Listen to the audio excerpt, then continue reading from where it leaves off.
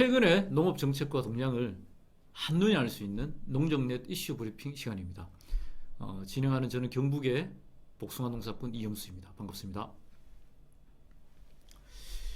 지금 전국적으로 벚꽃이 만발했습니다. 우리 과수농가에서도 평년에 비해서 한 일주일 정도 개화 시기가 빨라진다고 해서 사실은 서리 냉해 피해에 많은 걱정을 하고 있습니다. 모쪼록 빠른 개화에 우리 농민들이 잘 준비를 하고 피해 없이 풍년 농사 지었으면 좋겠다라는 바람을 드립니다.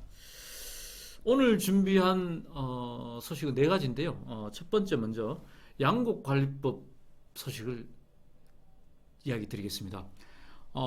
지난 3월 23일 날 국회 본회의에서 드디어 양곡관리법이 통과되었습니다.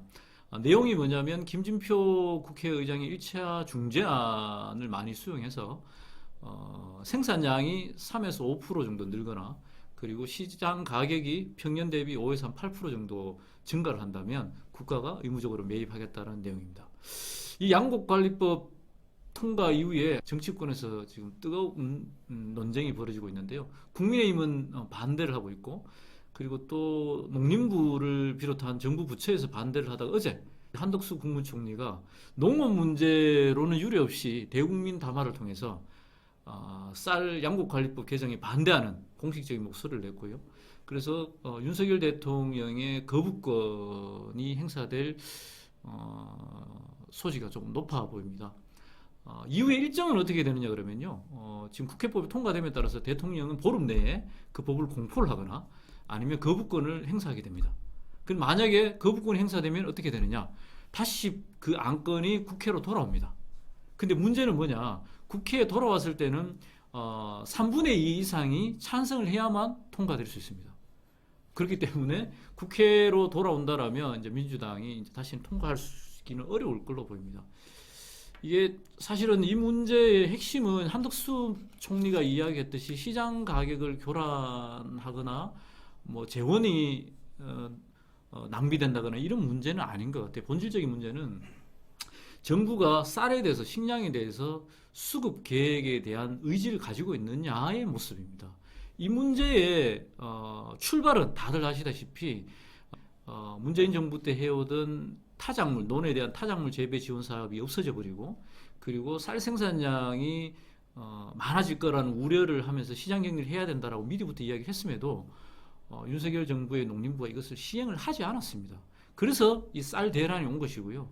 그러다 보니까 소잃고 요양간을 고친 격이 됐습니다. 그리고 양곡관리법 핵심도 남는 쌀을 매입하겠다 여기에 초점이 있는 것이 아니고 쌀이 남지 않게끔 타작물 재배 지원을 통한 여러 가지의 생산 조정을 하겠다라는 게 포인트고요. 그렇게 되지 않으면 정부가 나서서 시장에서 매입을 해서 시장 가격을 안정화하겠다. 그렇게 해서 식량과 쌀에 대한 수급을 정부가 안정적으로 가져가겠다라는 정책적 의지 표현입니다. 그렇게 비춰져야 되는데 이것이 너무 정치적으로 이렇게 선동하는 모습 바람직하지 않다고 생각합니다.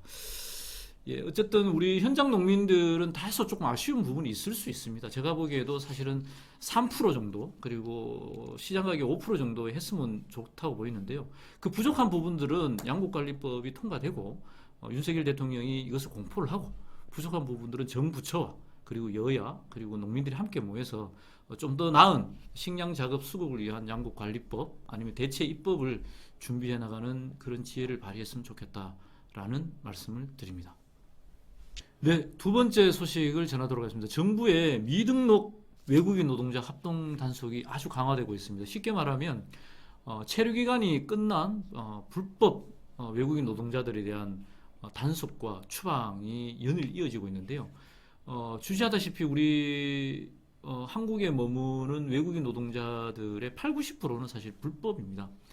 그리고 이미 농촌 지역은 외국인 노동자 없이는 농사를 지을 수 없는 그런 처지가 되었고요.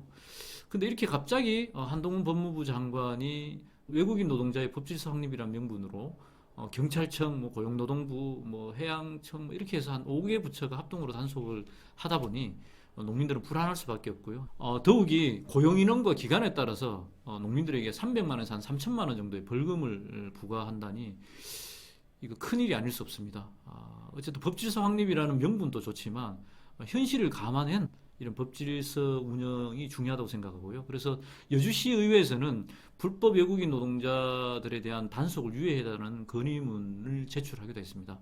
부디 정부에서도 현실을 감안한 법질서 확립을 해주실 것을 부탁드리고요. 그리고 불법 체류 노동자들에 대한 단속 유예를 농민경기가 끝난 이후로 유예 기간을 조금 연기를 해줬으면 좋겠다라는 의견을 드립니다. 네, 세 번째 소식입니다. 농촌 공간 재구조화 및 재생 지원에 관한 법이 곧 공포를 앞두고 있습니다. 23년 2월 28일 날 국회에서 통과돼 가지고요. 24년 3월에 공포할 예정인데요. 일명 농촌 공간 계획법이라는 내용입니다. 이게 어떤 거냐 그러면 농촌의 일정 지역을 용도에 따라 구획하겠다. 한 7가지 정도 된답니다. 농촌 마을보호지구, 농촌 산업지구, 축산지구, 농촌 융합지구, 재생에너지지구, 뭐 경관농업지구, 뭐 농업유산지구 이렇게 해서 한 7개의 특성화 지구로 나눠서 용도별로 계획화하겠다라는 것입니다. 그래서 여기에 대한 기대도 있고 또 우려도 있습니다. 사실은 농촌이 절대농지라는 이름 하에 용도 변경이 쉽지 않아서 농민들이 뭘 하기에도 쉽지 않은 상황들이 있는데요. 그래서 농촌에 활력을 불어넣을 수도 있겠고 자칫 잘못하면은 또다시 난개발로 이루어질 소지도 상당히 있습니다. 그래서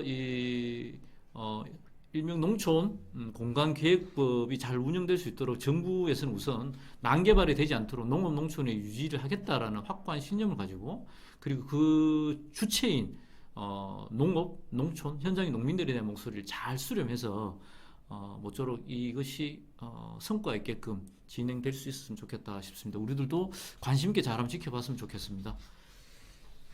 네 번째 소식입니다. 국내에서 미승인 유전자 변형 생물체가 확인되어서 논란이 되고 있습니다.